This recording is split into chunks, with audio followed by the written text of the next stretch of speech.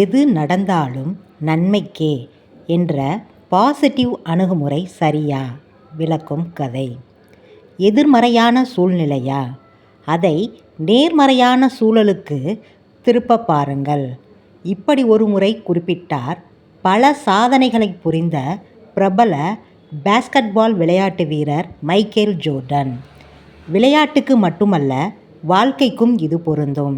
பல நேரங்களில் நம் சோர்வுக்கு, மனக்குழப்பத்துக்கும், அதனால் ஏற்படும் விளைவுகளுக்கு, தோல்விகளுக்கும் காரணமாக இருப்பவை நம் நெகட்டிவ் எண்ணங்களே. பாசிட்டிவ் அணுகுமுறைக்குத்தான் பலம் அதிகம்.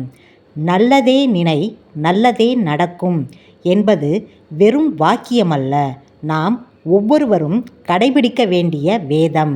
நமக்கு நடப்பதெல்லாம் மோசமானதாகவே இருக்கட்டும், அவற்றையும் பாசிட்டிவான கோணத்தில் பார்த்தால் எல்லாம் நன்மைக்கே என்று எடுத்துக்கொண்டால் எப்படி இருக்கும்?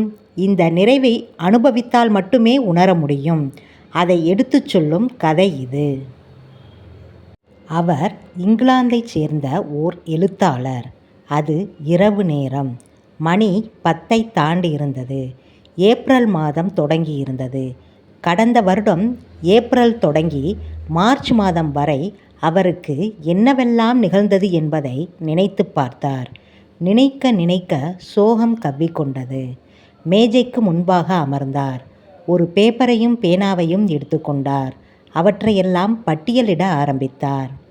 எனக்கு ஒரு ஆபரேஷன் நடந்தது. அதில் என் பித்தப்பையை அகற்றிவிட்டார்கள். அறுவை சிகிச்சை காரணமாக நான் பல நாட்களுக்கு படுக்கையிலேயே இருக்க வேண்டியதாகிவிட்டது. எனக்கு 60 வயது நிறைவடைந்தது. எனக்கு பிரியமான வேலை என் முதுமை காரணமாக என்னை விட்டு போனது.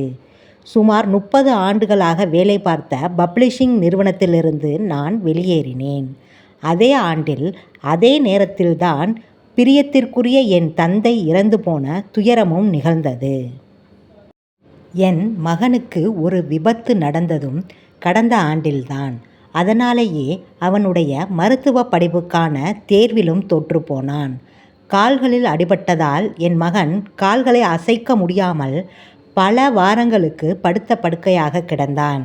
விபத்தில் மகனுக்கு அடிபட்டதோடு என்னுடைய காரும் மிக மோசமாக சேதமடைந்திருந்தது. இதையெல்லாம் எழுதிவிட்டு கடைசியாக அவர் இப்படி எழுதினார்: கடவுளே, இது மிக மோசமான வருடம். எழுத்தாளரின் மனைவி அந்த அறையின் வாசலில் வந்து நின்று எட்டி பார்த்தார். கணவர் சோகமாக கவிந்த முகத்தோடு ஏதோ யோசனையில் இருப்பதை கவனித்தார். அவர் மேஜைக்கு முன் அமர்ந்து ஏதோ எழுதுவதும் தெரிந்தது. அவர் சத்தமில்லாமல் அங்கிருந்து நகர்ந்தார். அன்றைக்கு இரவு கணவர் உறங்கச் சென்ற பிறகு அந்த அறைக்குள் நுழைந்தார். கணவர் எழுதிய குறிப்பு மேஜை மேலேயே இருந்தது. அதை எடுத்து படித்து பார்த்தார். ஒரு கணம் யோசித்தார். இன்னொரு பேப்பரை எடுத்து சில குறிப்புகளை எழுதினார். தன் கணவர் எழுதியிருந்ததை அகற்றிவிட்டு அந்த இடத்தில் தான் எழுதிய பேப்பரை வைத்தார். வெளியேறினார். அடுத்த நாள் காலை அந்த எழுத்தாளர் அந்த அறைக்குள் நுழைந்தார். மேஜையில் தன் குறிப்புக்கு பதிலாக வேறொன்று இருப்பதை கண்டார். எடுத்து படித்தார். அதில் இப்படி எழுதியிருந்தது: பல வருடங்களாக எனக்கு பயங்கர வலியை தந்து கொண்டிருந்த பித்தப்பையை அகற்றி அதற்கு விடை கொடுத்தேன். என்னுடைய 60வது வயதில் நல்ல ஆரோக்கியத்துடன் என் பணியிலிருந்து ஓய்வு பெற்றேன். இனி என் நேரத்தை அமைதியான முறையில் கழிப்பேன்.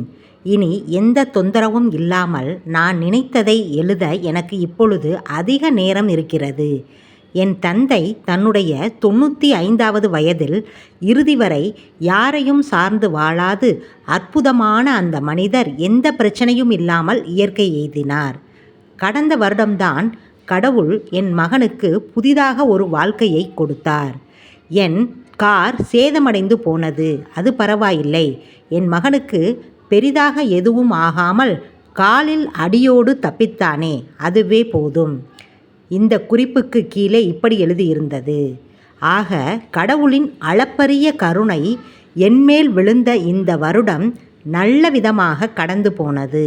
நன்றி கடவுளே.